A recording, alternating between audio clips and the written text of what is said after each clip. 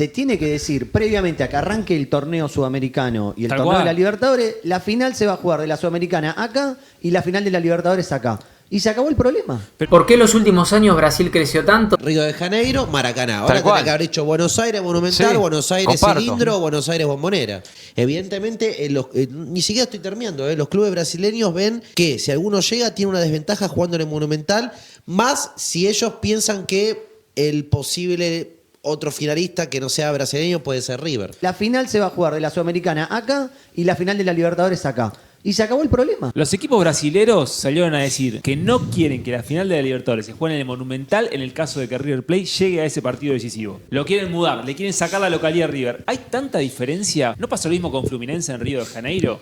Digo, ¿por qué ahora el miedo es con River de local? No quieren jugar en el Monumental porque el año pasado vieron cómo el Monumental le terminó ganando partidos a Fluminense y a Inter. Incluso siendo elogiado por la prensa brasileña y también por los hinchas de estos clubes. Por ejemplo, hinchas de Inter estaban enloquecidos con el Monumental cuando River le ganó en la ida, que pues, bueno, fuimos allá a la vuelta y quedamos fuera por penales. No, para mí hay que bancársela, no hay que quejarse, hay que bancársela. Bueno, por eso digo, si Boca ya jugó esa final y se permitió esa final que se podría haber jugado en otro lugar de Brasil, sí, no en Río, digo, hay que bancársela, boludo.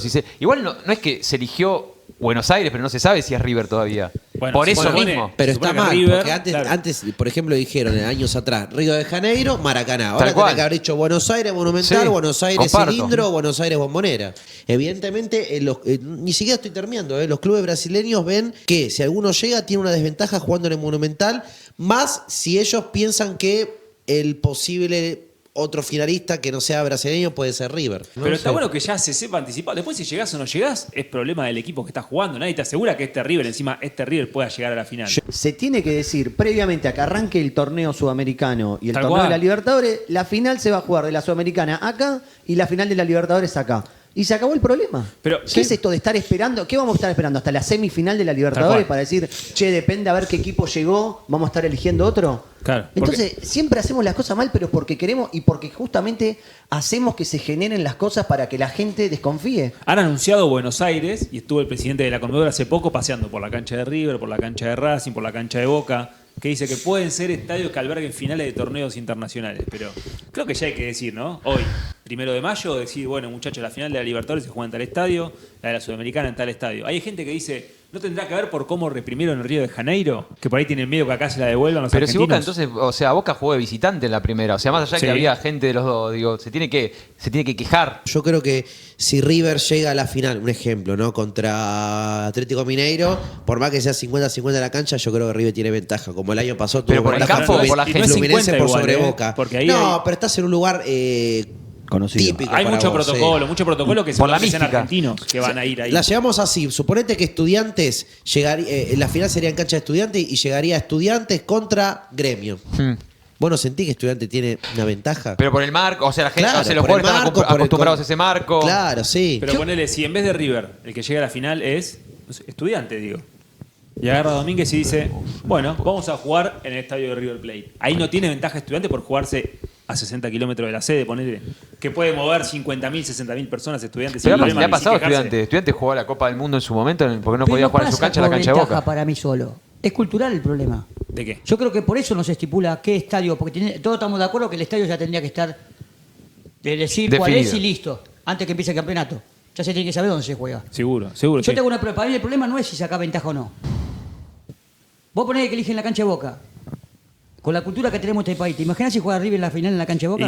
Vos tendrás que al de Boca le va a gustar. Para mí están esperando eso. Latinoamérica. ¿Por qué en los últimos años Brasil creció tanto? Bueno, vamos a ver un poco esto que les comentaba. Los jugadores que vendieron y los jugadores que compraron en la liga brasilera. Brasil pudo incorporar jugadores como Dani Alves, Hulk, Douglas Costa, Felipe Luis.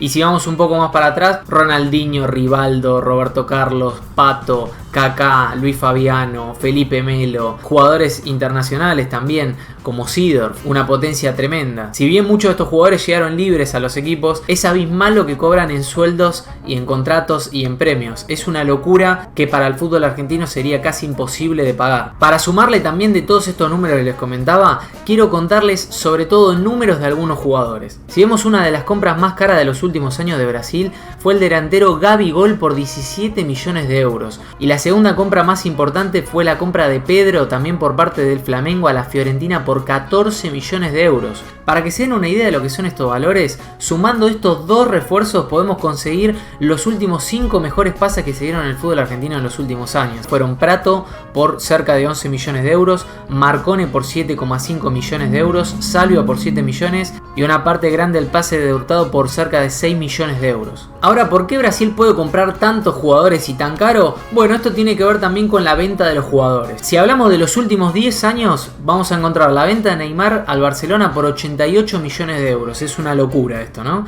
Pero bueno, estamos hablando de un jugador de altísimo nivel.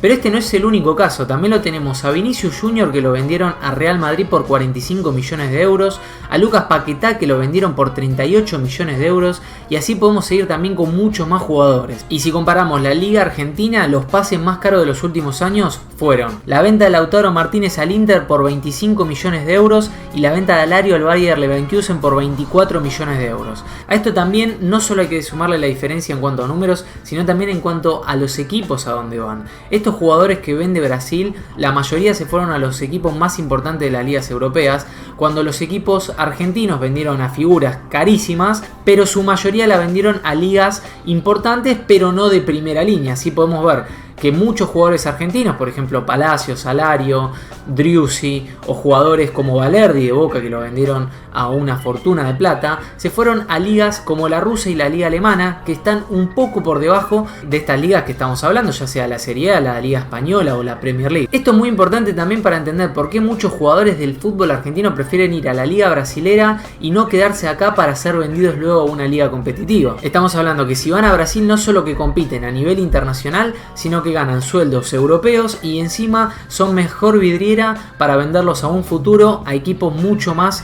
importantes a nivel mundial. A esto también hay que entender un poco lo que tiene que ver con premios y derechos de televisación, que es otro ingreso importantísimo para las ligas. Solamente por competir en las ligas internacionales, la Conmebol paga un premio a los equipos que llegan más lejos en estas instancias, ¿sí?